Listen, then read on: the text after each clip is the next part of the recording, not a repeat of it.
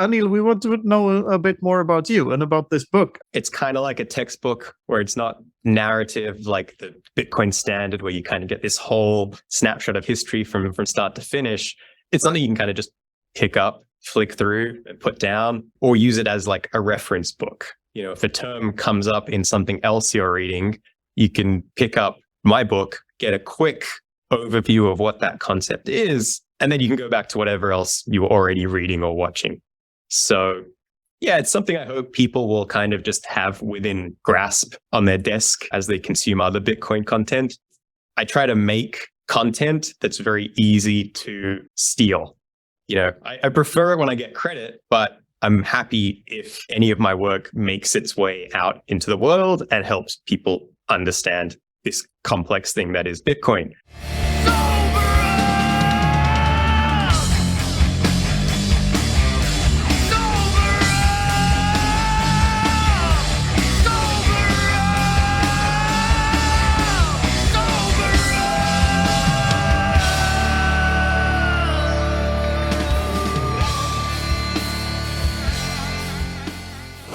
Welcome back to the Freedom Footprint Show, a Bitcoin philosophy show with Knut Svanholm and me, Luke the PseudoFinn. Our guest today is Anil Patel, the author of the Bitcoin Handbook, Key Concepts in Economics, Technology, and Psychology. Join us as we take a peek behind the scenes of Anil's book, and we discuss visual learning, the importance of arming people with Bitcoin knowledge and making it accessible, banking systems, the Bitcoin marketing funnel, and the art of orange pilling. This and much more in today's episode. But before we start, we'd like to quickly remind you that the best way to support the show is to stream us some sats or send us a boost on a value for value podcasting app like Fountain or Breeze. If you get value from the show, please consider sending us some value back. If you're watching on YouTube, don't forget to like, subscribe to the channel, and turn on notifications so you never miss an episode. And finally, we want to thank today's sponsors, Orange Pill app, Wasabi Wallet, and Consensus Network. All their information is in the description, and we'll be talking a bit more about them later. And so, without further ado, here is Anil Patel on the Freedom Footprint Show. Nice to see you, Anil. Welcome to the Freedom Footprint Show. Do the intro thing, Luke. I think this was the intro thing. Anil, welcome to the show. Did you want to be introduced as anything else that you? I know you go. Anil said so is your Twitter handle, but Correct, yeah. But yeah, that'll do. That's a great intro. Wonderful. Sorted. Let's get into it. Okay, perfect. This is the Freedom Footprint Show. So yeah, Anil, thanks for joining us and welcome. There was a little bit of chaos in getting this episode together, but we're all having fun. So, Anil, just to start us off, I think, can you tell us a little bit about yourself, your background, and of course, the book coming out here shortly on Consensus Network. Actually, when this is airing, it's going to be out. The Bitcoin Handbook, Key Concepts in Economics, Technology, and Psychology. I hope I got that right. Yeah, you did. Yeah, first of all, thanks for having me, guys. I had a 2-year pause on any kind of interviews, podcasts, or anything like that. So this is actually breaking that streak. So happy to do it with you guys. Yeah, I've just been putting out educational content around Bitcoin for a couple of years now. And it got to a point where there was enough material that it made sense to kind of put that into a single resource. And that is the Bitcoin Handbook. It'll be out end of the month. Other than that, it's, I'm kind of riding on the coattails of people already, writing those definitive pieces in the space, Knut being one of them. So yeah, I guess I'm more of a curator, anything. I would disagree with that. I mean, your visuals are fantastic. I mean, we've all seen them on Twitter already, and I'm so glad that you're compiling them into a book because, I'm a huge fan, and I've been since the first time I saw them, which I believe was 2 years back. Maybe is that when you started? Probably longer. I'm trying to remember now. It actually started. You know how someone fairly well known or famous will opine on Twitter about Bitcoin in some way that's completely incorrect, like factually incorrect. And then we all pile on with our nuggets of information, whether it's an article or what have you. And you mean like Sailor and the hashing power recently? right. Yeah. And so this was probably maybe 4 years ago now. And I can't remember who it was. It was like a famous author. And they had made the mistake of missing that money previously was not a government invention. Obviously, money goes back thousands of years. We've been coordinating economic transactions for thousands of years. There was clearly something there. And someone shared this, like the evolution of money, and it was just dog shit. And no offense to the person, but it was an image that was more confusing than helpful. And I was just thinking in my head, if these are the kind of resources people have to work with when they're trying to communicate what Bitcoin is in that evolution of money, kind of need to arm people with better tools. And part of that's like simple visuals. They can kind of travel around the internet, make a point very quickly, communicate like a lot of information in one snapshot. So that was when I was like, okay, I got to stop complaining and actually do some work. Yeah, that's great. There's a lot of graphs and stuff, of course. Like we've all seen the halving graph, and like, but when you put the fiat value or the reverse fiat value over that, you get a nice little, visualization of what's coming.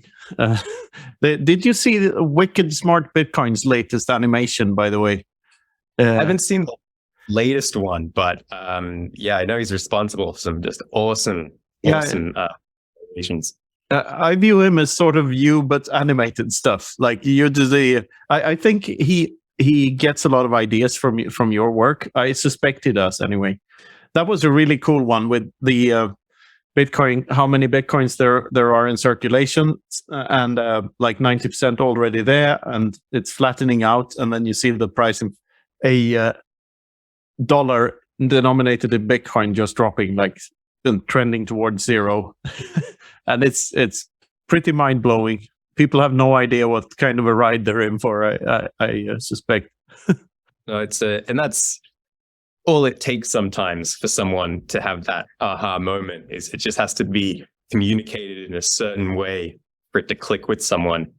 And then they have that holy shit moment, like, wow, this thing's trending down at that speed. Am I going to have all my purchasing power eroded if I miss this or don't put in, a little bit of work to understand what's going on? Can you tell us what your aha moment was? How did you find Bitcoin and figure it out? So I made the mistake early on of thinking that Bitcoin was purely a payments technology. And it is, but the hard money part has to kind of come first to make the payments network valuable in itself. So it took me a bit of time to kind of get over that hump. Initially, I was dealing with a lot of international bank wires. I was moving countries a fair bit in my early mid-20s. So that was just a nightmare.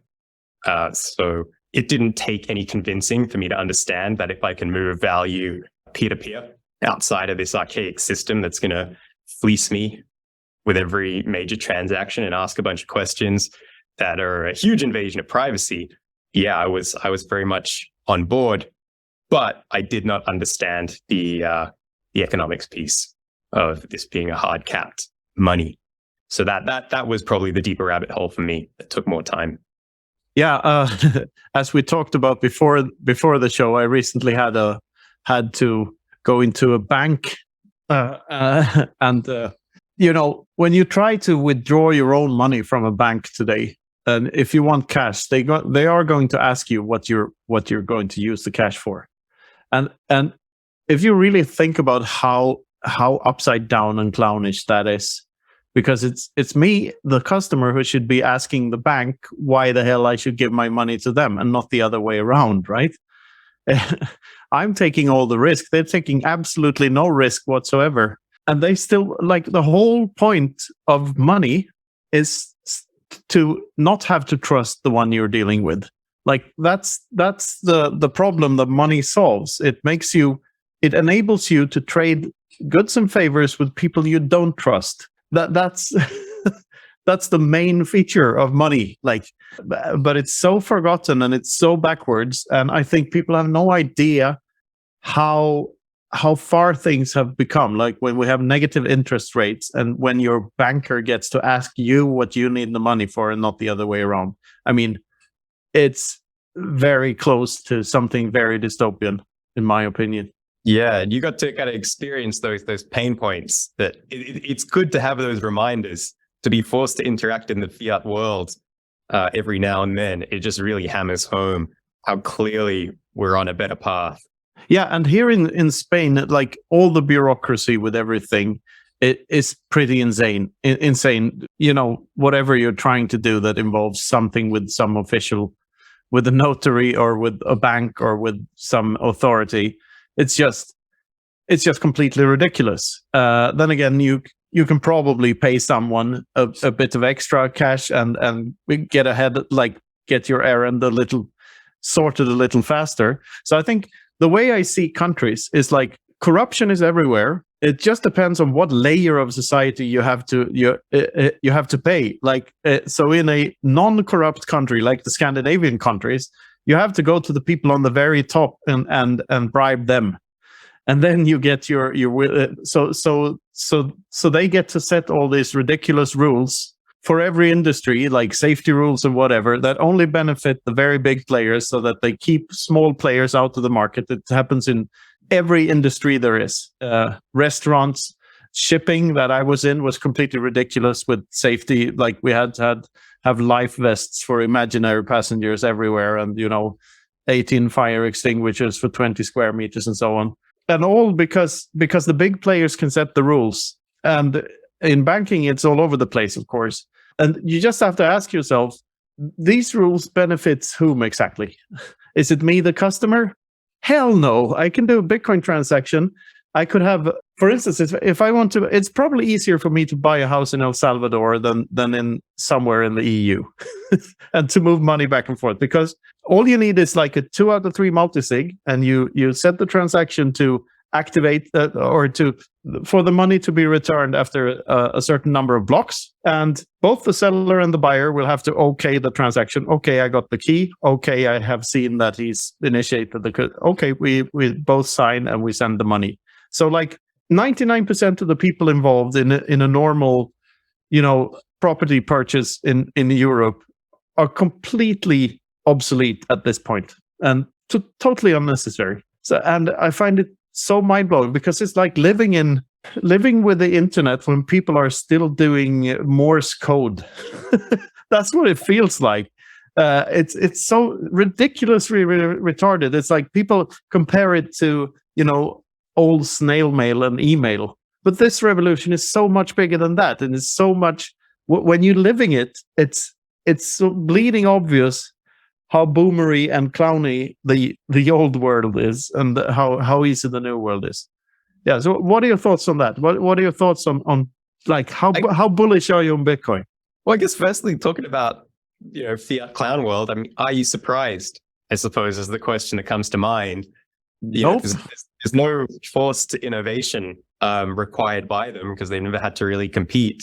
And anytime you give anyone ordained power, especially within the financial system, you tell the average person you can be in charge of authorizing how Knut or Luke uses their capital. Is someone likely to go on a power trip from there?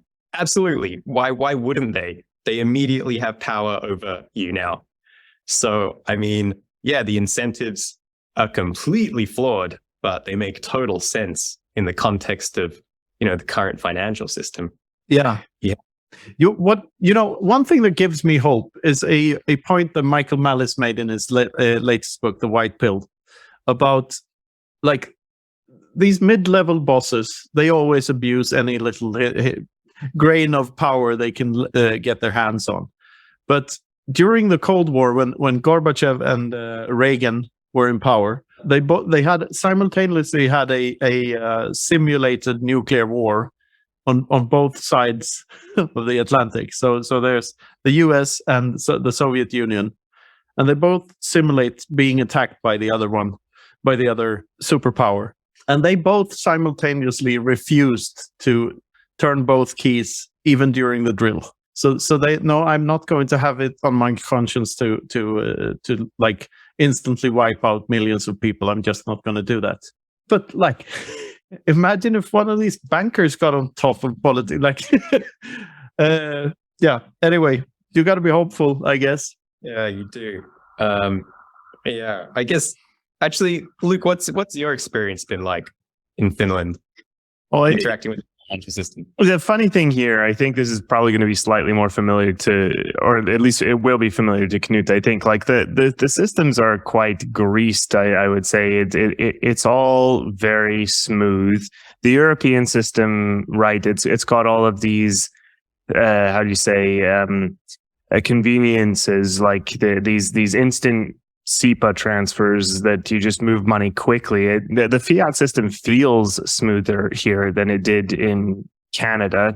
Definitely not having to use checks or Interac, for example. And so I think in one sense, Europe maybe has a disadvantage because the barrier is actually kind of a little harder to get people to see what the problem really is. And of course, we've got all of these pretty much digital ID type things. Your online banking credentials let you access anything and everything, and basically, so it's so convenient. But clearly, they know what everyone is doing and accessing. So, I mean, it's not like it's full CBDC, but it's close. It's kind of all the pieces are here. And compared, I think, to Canada, the States, where they're thinking of adding these measures, it's kind of like, well, yeah, Europe already has it. An example from recently is that our friend Eric Dahle from Norway was on Twitter talking to someone about paying in over Vips, which is this mobile phone app in Norway, and you need a Norwegian phone number. And we had been in Norway for this Northern Lightning conference, and he asked quite a few of us attendees, can he Vips us? And it was the perfect time to just sort of say, no, you can't, because this is locked into a certain country and these rails, right? So I think the main thing here is that people get used to the convenience and Bitcoin is, but then there are barriers to actually kind of getting there in a certain sense, right? I don't know. What do you think about that? Yeah, I have very similar experiences from Sweden. Like Scandinavia in general are at the forefront of being the cashless society, which is extremely dangerous. But only Bitcoiners seem to know that. So as Luke says, like everything functions very smoothly as long as your social credit score is all okay and you're in the system. So right now it functions. It's very convenient for everyone in Scandinavia, but the danger is there. It's the same trap that the Chinese fell for 10 years ago, basically. So yeah, it's a very scary thing. I see this, like there's one or two apps for your identification, and in Sweden it's called the bank transfer app is called Swish and not Vips, but it's basically the same app. So there's one company issuing that, maybe two or three companies issuing bank IDs, and there's Visa and MasterCard basically. So you have these honeypots, and like if you want to shut the whole country down, that's who you target. You target Swish or you target bank ID apps, and everything's fucked. So that's basically it. Do you think that will happen soon, or will it happen like much further down the road? Because I mean, I'm sure you guys have seen some of these, the job postings that kind of come out of the fiat banking system or even the central banks. and like the compensation they're offering, you're not going to convince someone who's like a seriously good developer to join those ranks and try and like harden one of those systems when there's the possibility of building something completely alternative that has a much greater chance of long-term success. Yeah, that's a good question. I don't know. Yeah, I don't know. Like, if the systems are going to be hacked, I think these systems are hacking us already. That's their purpose. They're like malware inserted to your brain in a way. Since it's central bank issued currency, and like I know in Sweden, even the quantitative easing or equivalent thereof has been very politicized. So they've been literally printing money to fund state-owned projects, which is a very, very dangerous path.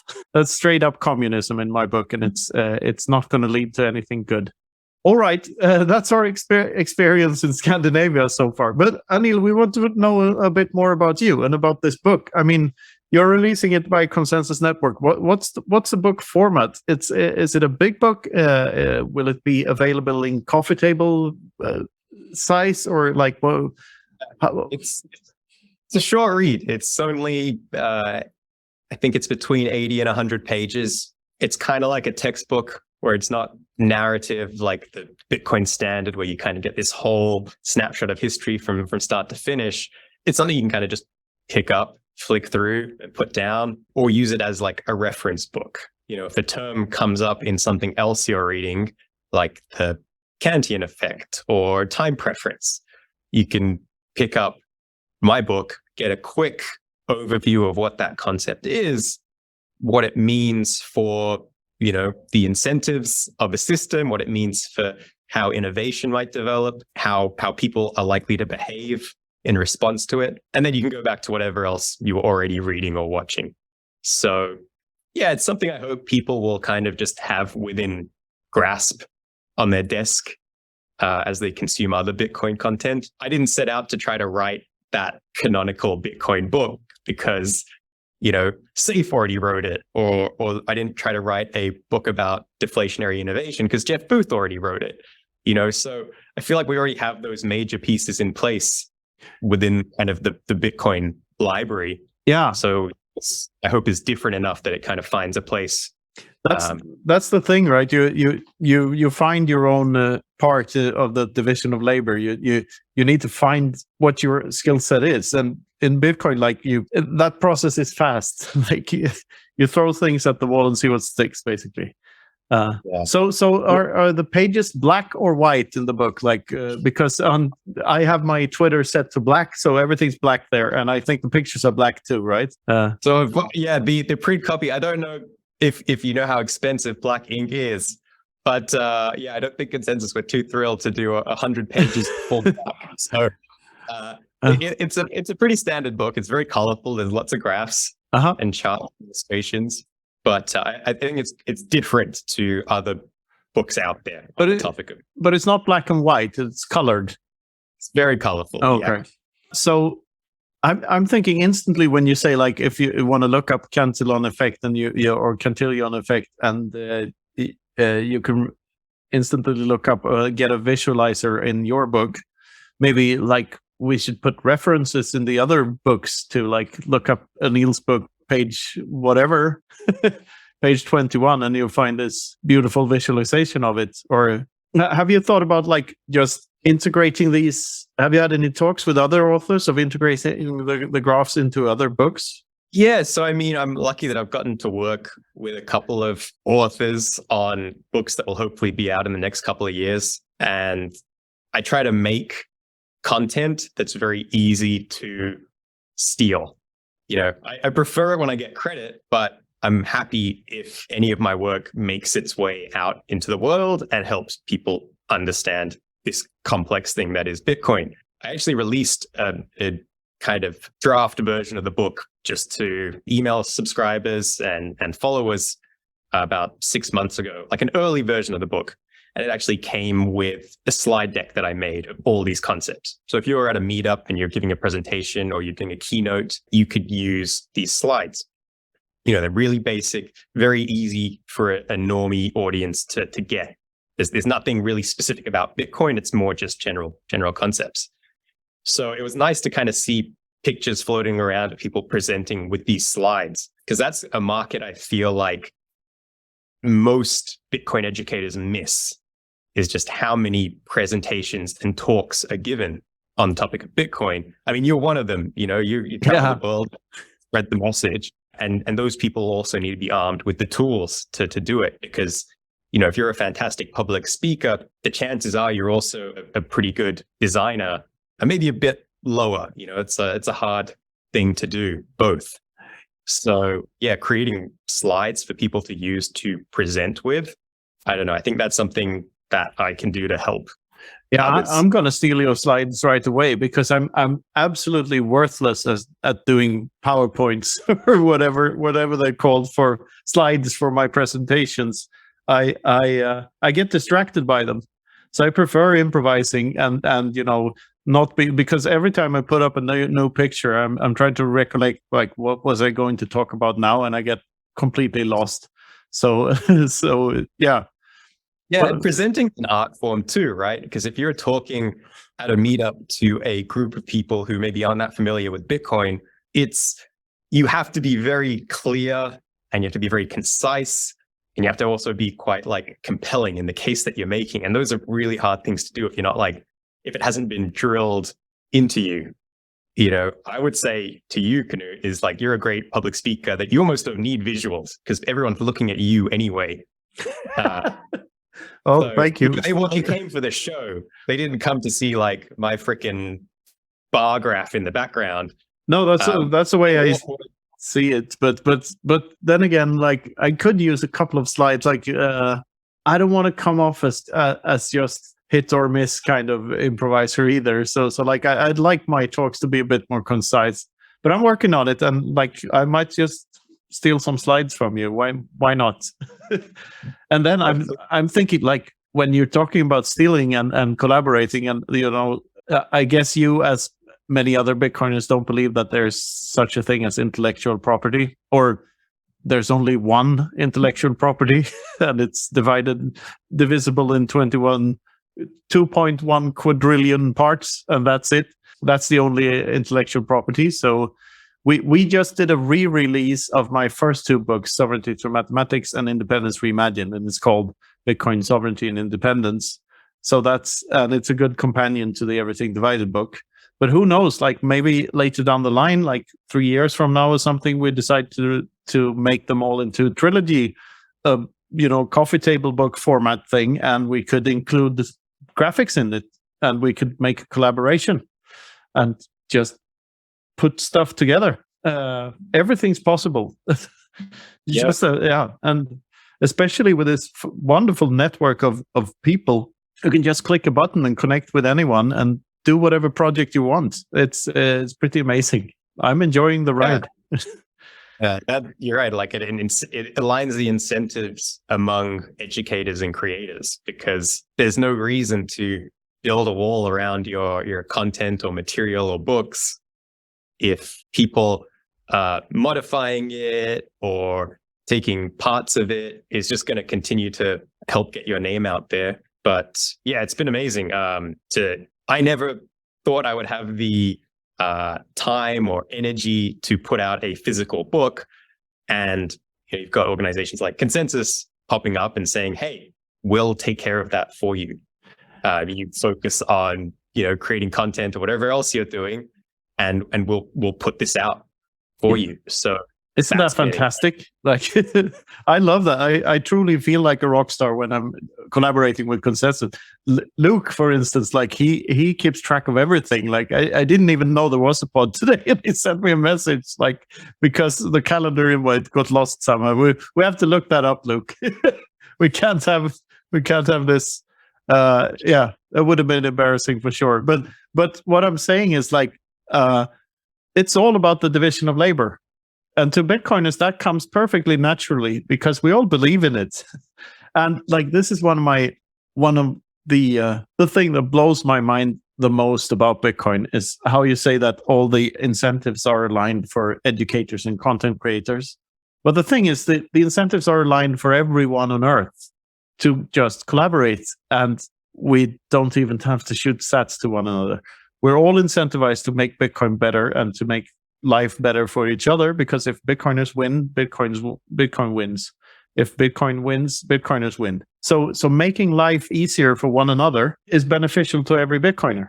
And if you just think through those vectors and draw them out as far as you can, you come up with the conclusion that everyone is incentivized to make everyone else's life better in the end.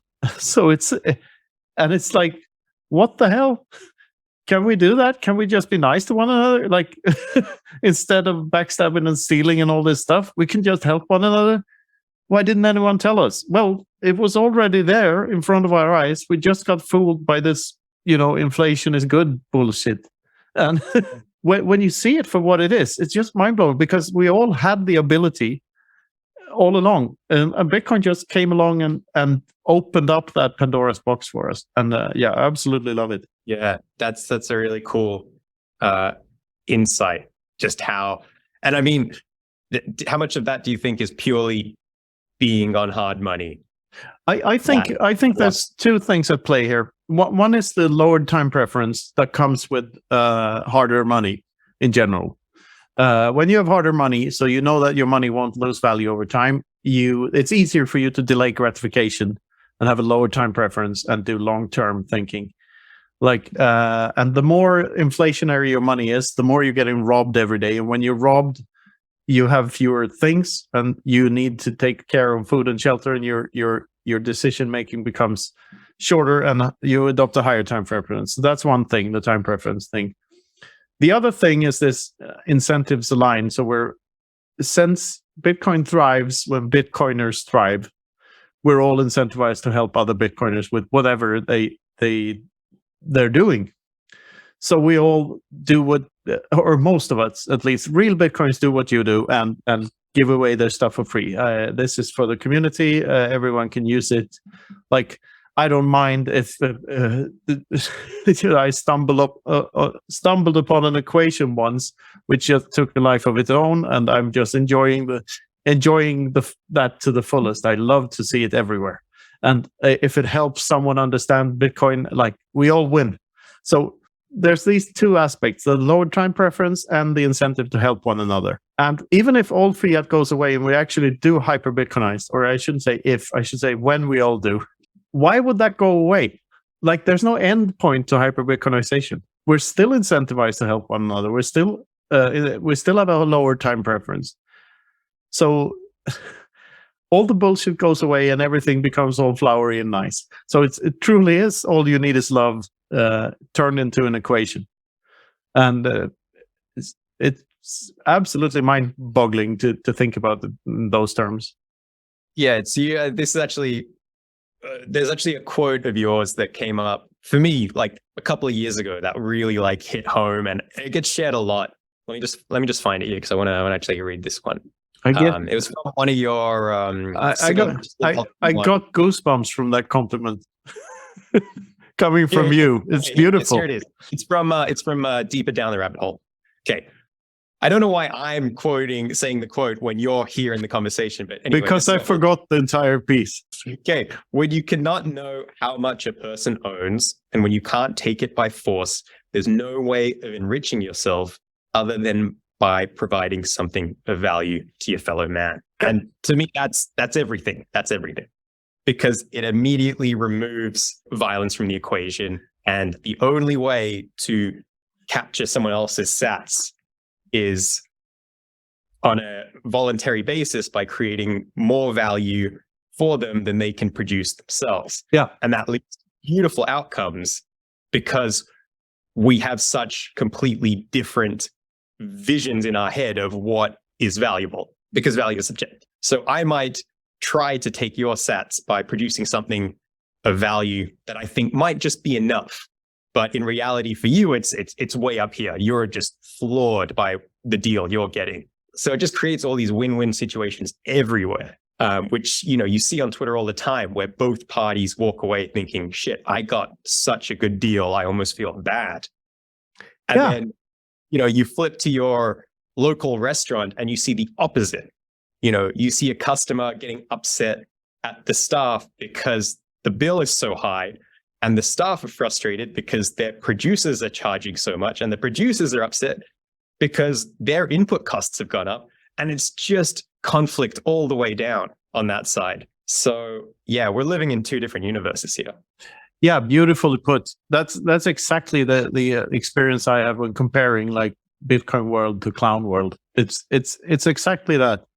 And like production costs, like no shit that costs are gonna go up when you print money and raise taxes on hydrocarbons. Like like this CO2 thing, fighting CO2 is making, it's what South Park called it 10 years back, global laming. And it's an actual problem, and it's happening everywhere, except in Bitcoin. Then maybe. Today's show is brought to you by our sponsors. First up, Orange Pill app. Stack friends who stack sats. Meet like-minded Bitcoiners near you and speed up hyper-Bitcoinization with Orange Pill app. Bitcoin isn't an online-only phenomenon, and Orange Pill app helps facilitate the social layer, connecting Bitcoiners in their local area. The best part is it maintains your privacy through the whole process, and since you have to subscribe to access the app, you know that everyone there is high signal and cares about Bitcoin. A great new feature is events. You can now create local events and meetups right from the Orange Pill app to help build your local community while maintaining the Bitcoin-only signal. Orange Pill app is available on iOS and Android. Download now. Next up, Wasabi Wallet, an open-source, non-custodial desktop Bitcoin wallet that is trustless, easy to use, and affordable. It has CoinJoin built in to facilitate your privacy. Every Bitcoin transaction leaves a clear footprint, but with Wasabi, you can make sure that others can't track your steps and threaten your sovereignty. Just send your coins to Wasabi, wait, and your coins will be private on the other end. It's open source, trustless by design, and non-custodial. You have full control over your keys. Check it out now at wasabiwallet.io. Double check that link. That's wasabiwallet.io.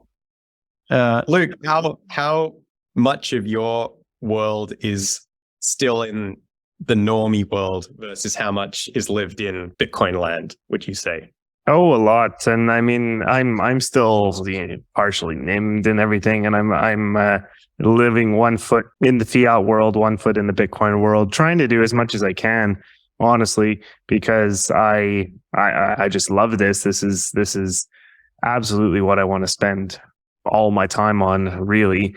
And it's also my way of contributing to, because I've certainly gone through all of these phases in the Bitcoin journey, trying to absorb knowledge, and I think I'm still doing that. And so, what other way to contribute than facilitate using skills that I've built up to help to do things like this and all that. But the reality is I can't make a living off this yet, and I haven't been in enough cycles that I can just live off my stack. I'm still trying to stack, so I still have the fiat life, and but I'm trying to be a little more open about it, and I'm getting less how do you say, like shy about talking about it to people, and I think word is getting around that my real life is in my real life that I'm into Bitcoin, and people don't seem to mind, which is good. I'll get them all eventually, though,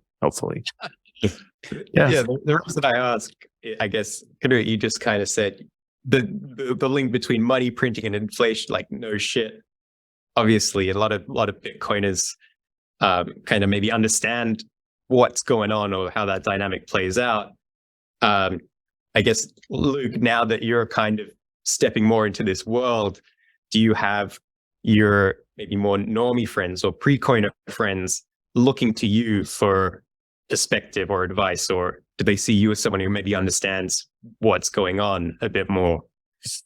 I've got a couple now, definitely a couple. Certainly a few who maybe have asked a little bit, like, do you know something I don't? And it's kind of like, well, yeah, but I've tried to explain it to you, and it's gotten nowhere. But buy Bitcoin, and then in other cases, it's a little bit more of it's the typical blockages, like inflation is necessary, or else economic growth is going to stop. It's like yes, it is going to stop, but yeah, it's a process, and I think Finland is quite isolated. The inflation isn't hitting nearly as hard. The economy is doing relatively fine, and people aren't noticing these things really happening. None of the banks are doing crazy stuff. So it's kind of one of the places that I think might take a while for people to really get a big uptick. But we'll see. And this is so beautiful because this is like the shittiest places in the world. They have a head start here because in orange pill wise, it's much easier to orange pill someone from Argentina or Zimbabwe or something than it is to orange pill someone from Scandinavia, I guess.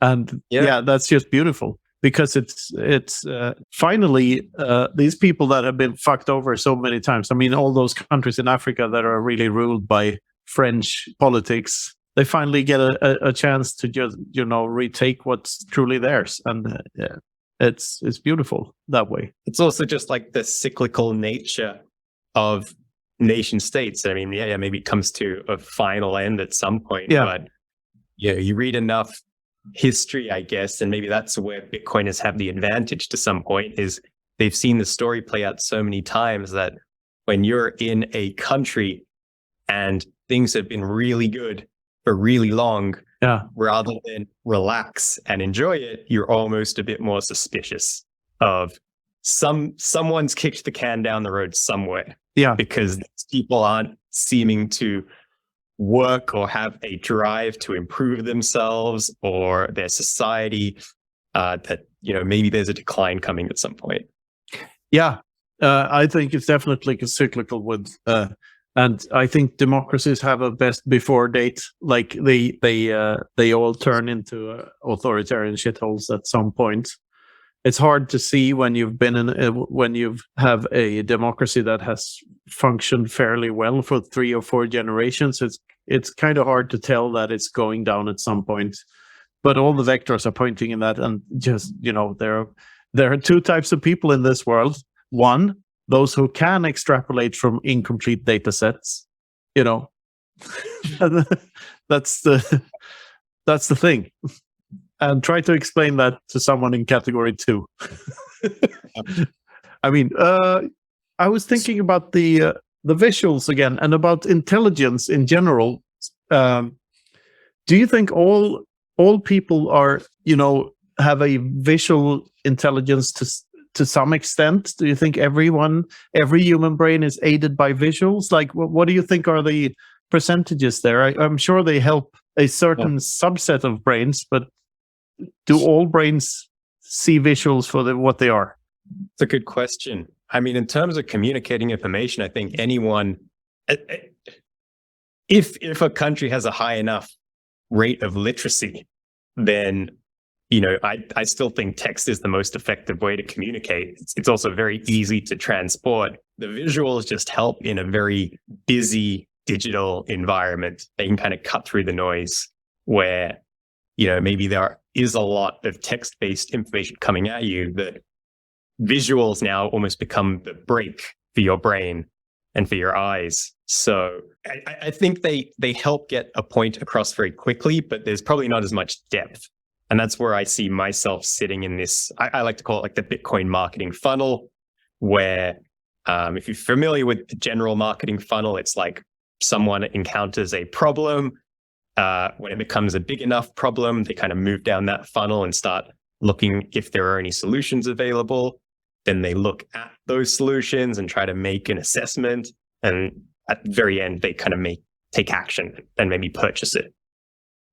And with Bitcoin, I kind of see us all playing a similar role within that funnel. And I kind of see myself at the top of the funnel, where it's very much those introductory questions, not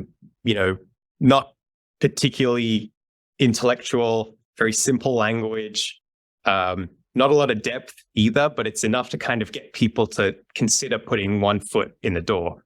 And then, they go further down their journey and they get to you, they get to Safe, they get to Breedlove, they get to whoever for maybe those more deeper points and nuances to Bitcoin. But visuals, I think, do a good job of just kind of getting people in that door initially. Yeah.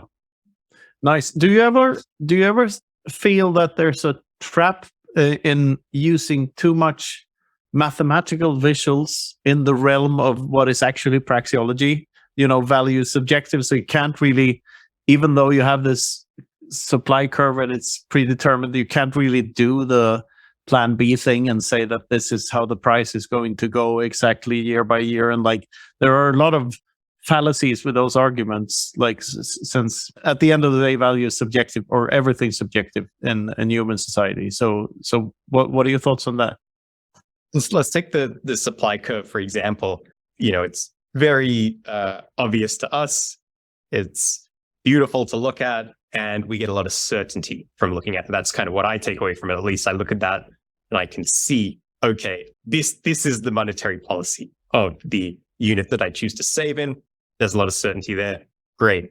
I can lower my time preference and I can benefit from all those things you talked about earlier, Knut, like greater trust with people, longer term relationships, investing in those relationships, and whatnot.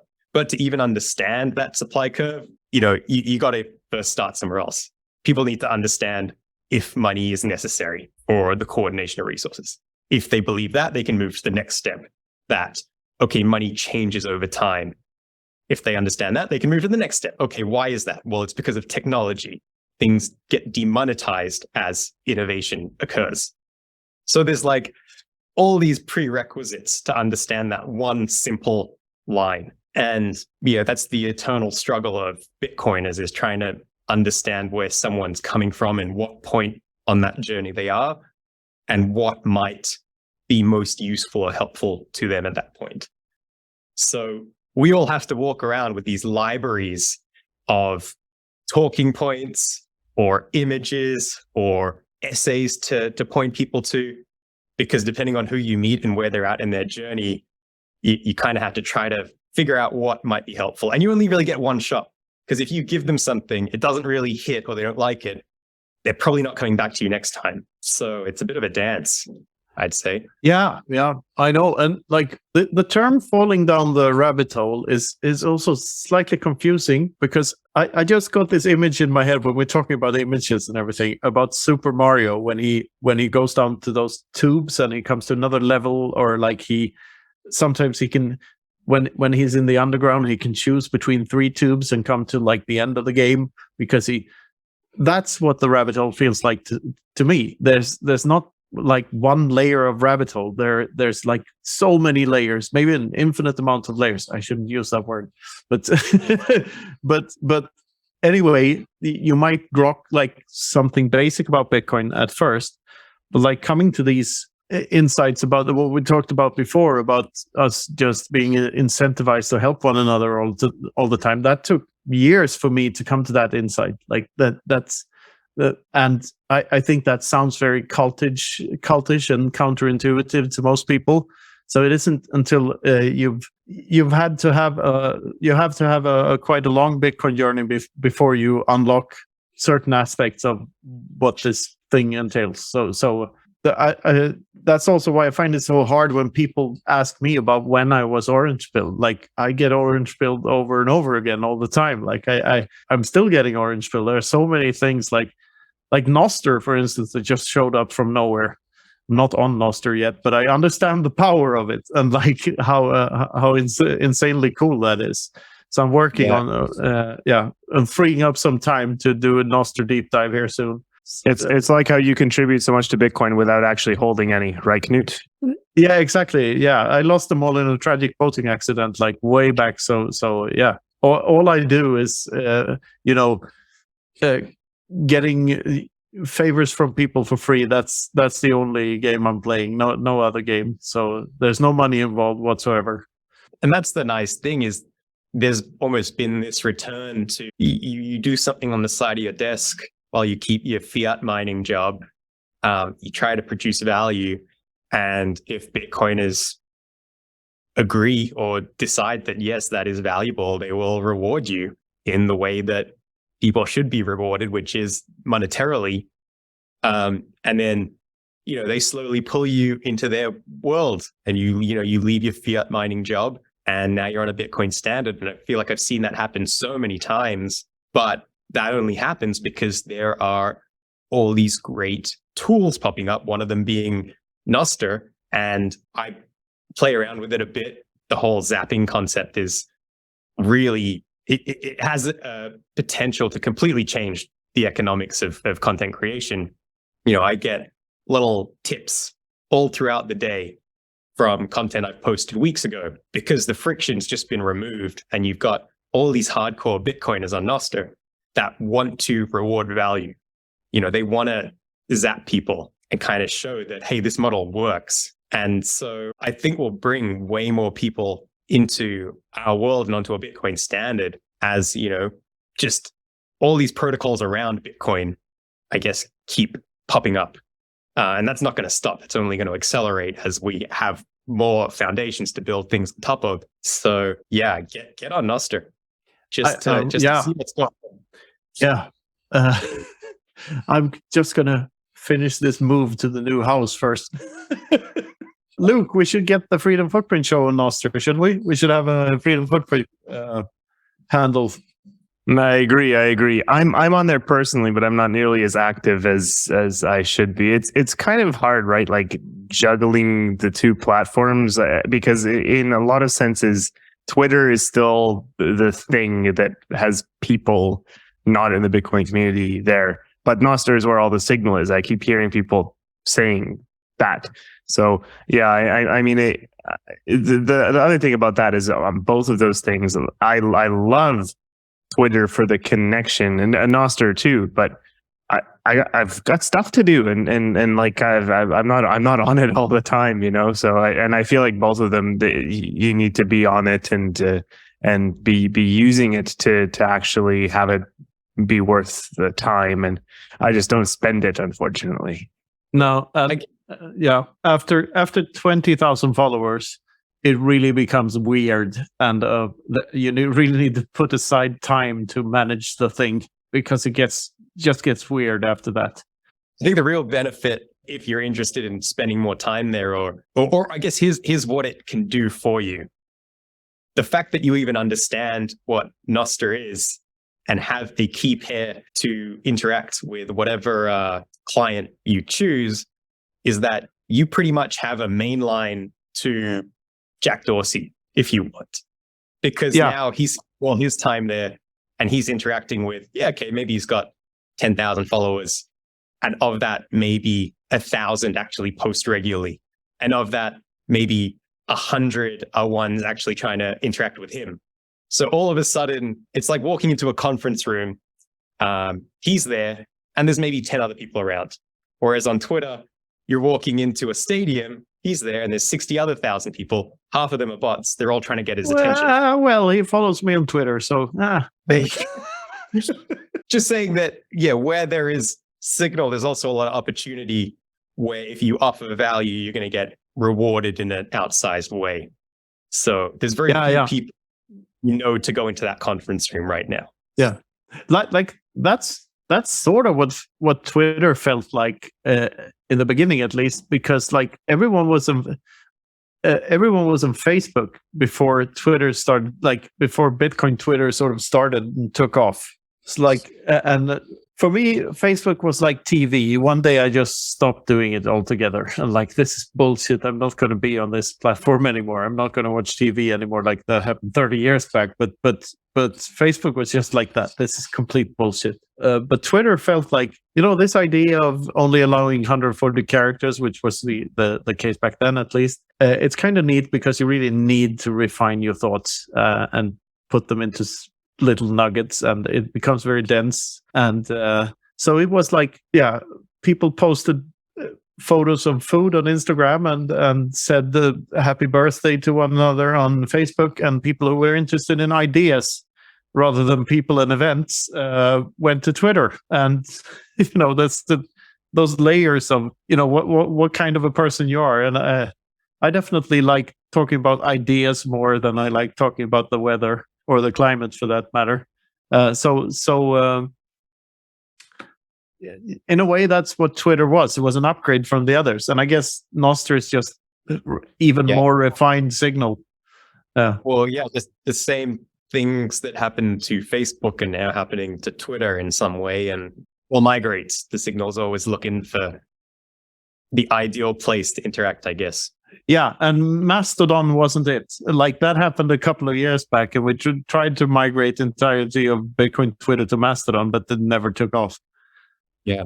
But that's part of innovation, right? Like, you got to be the people willing to take that chance and experiment and tinker. And that's where we're really lucky, is just there's so many people tinkering on so many different things simultaneously. It's absolutely incredible. Yeah, and like this whole this is a point I talk about in almost every episode now. But I think like this video conferencing got so much better after COVID, and that in together with all these innovations in social media, it's such a powerful thing. Like you say, you're always one step closer to being able to talk to absolutely anyone in the world, really. Like, how many steps are you from the emperor of Thailand? Like 3 steps, probably. If you really boil it down to, do I know this person here who knows? Like, you're probably not more than 3 steps away, and that goes for anyone in the world. So we're insanely connected, and the way I see it, it's just a matter of time before people see that it's absolutely ridiculous that different rules apply to different people depending solely on where they happen to be born. And we have rules without rulers. It's already there. We just need to like opt out of the old and into the new. I think this has been a great conversation, and I think we might be edging towards a bit of a conclusion here. So I think, Anil, can you give us just maybe some last thoughts about the book? What are you hoping for with it? Is the aim to orange pill people who are new to the space, orange pilling aid, or is it to help bring these concepts in for people going down the rabbit hole? What are your hopes for the book? I guess I have a bit of a different view on orange pilling, that people will get orange pill when they're ready to. You can only orange pill yourself. Can't really orange pill someone else. Absolutely agree, 100%. It's like you can't really teach anyone anything. It's up to the student to be taught. That's absolutely true. That's a good way to put it. The student, yeah. I hope it provides a lens for people who already have a bit of an understanding of economics to maybe see through the rest of the bullshit. And I guess I also hope it just finds a place where it gets passed around a lot. And it helps people better understand the world they're living in. Because it is really confusing. There's a lot of, intentional complexity added to the financial system, to financial education, to technology, as a way to kind of keep the masses out or keep the masses ignorant. So something that's very to the point and digestible and not intimidating, because that's another thing that pushes people away. Is no one wants to feel dumb. That's not something that's going to encourage someone to dig deeper or journey deeper into the rabbit hole is feeling ignorant. You have to really be generous and kind when you communicate ideas like this. Yeah, if I may make a point there, I think this is exactly what made Donald Trump win the election when he did, because everyone on the other side were calling everyone who voted for Trump dumb, and everyone hates being called dumb. So it's a very sure way to make sure that people won't be willing to listen to you, to call them dumb in any way. So like that's a great insight. Yeah, and Knut, to your point earlier when we were talking about dealing with banks and the fiat system. Oh yes, if that world's getting so wrapped up on its high horse, asking questions like, hey, what do you want to do with your own money? We need to know. I think that's a way of making people feel small and feeling ignorant, that, you're not capable or I guess smart enough to use your own money in this volume without falling for a scam, or we're doing it in the name of protecting you. So the fiat system's already doing half the work for us. Absolutely. And like, ask people the very, very basic questions that you would ask a 5-year-old. Can you please explain to me why different rules should apply to different people in the world, depending on where they're born, now that we have the internet? Or how do you create value by printing pieces of paper and adding zeros to a number on a screen? How does that increase people's productivity? Explain it to me like I'm 5, please. And these extremely basic things, like you can have a conversation about those with people without making them feel dumb, I think, because they are going to realize that, like, maybe I need to think, maybe I'm dumb, but subtle ways. Yeah.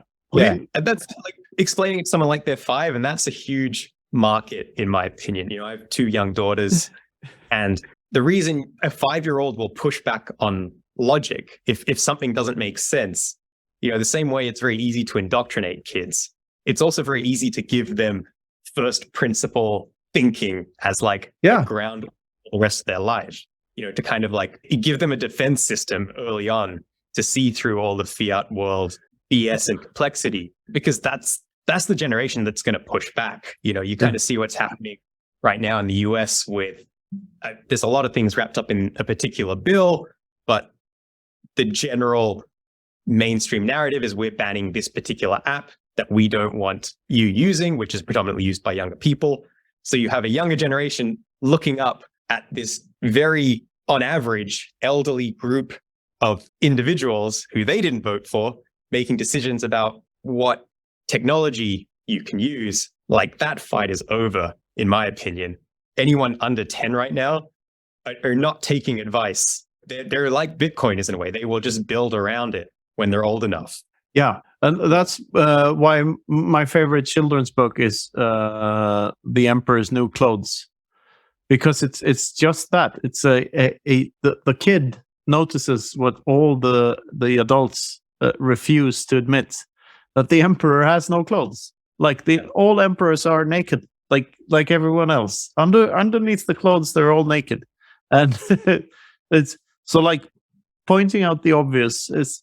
Yeah, it's beautiful, and it's in that sense, it's easier to teach Bitcoin to kids than to adults. Yeah, absolutely, I agree with that.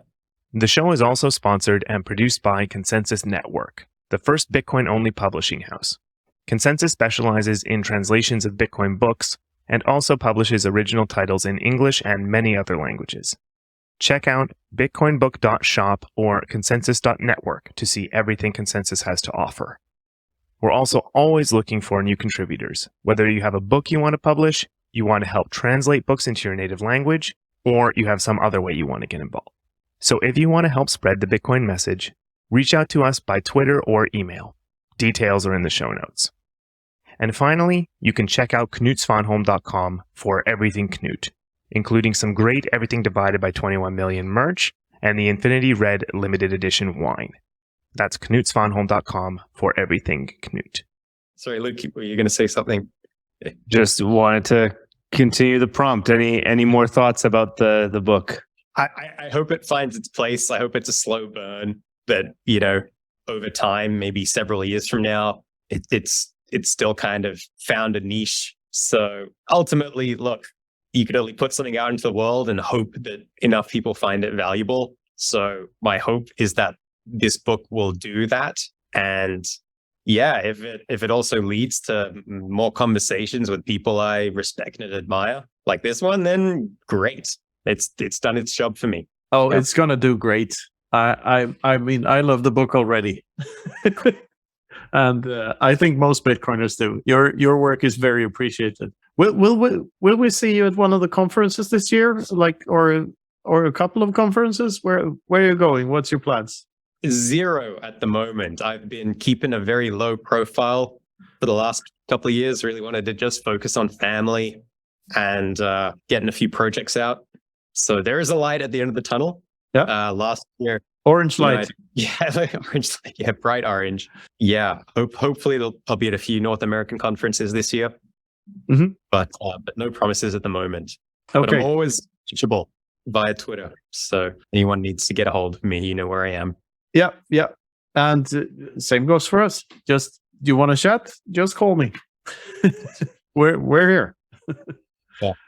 Perfect. So I think maybe to leave it at that, just a reminder here: the book is the Bitcoin Handbook, and you can get it at Consensus Network, bitcoinbook.shop, consensus.network, and we'll make sure all the links are in the description. And Anil, your Twitter handle is at Anil said so, right?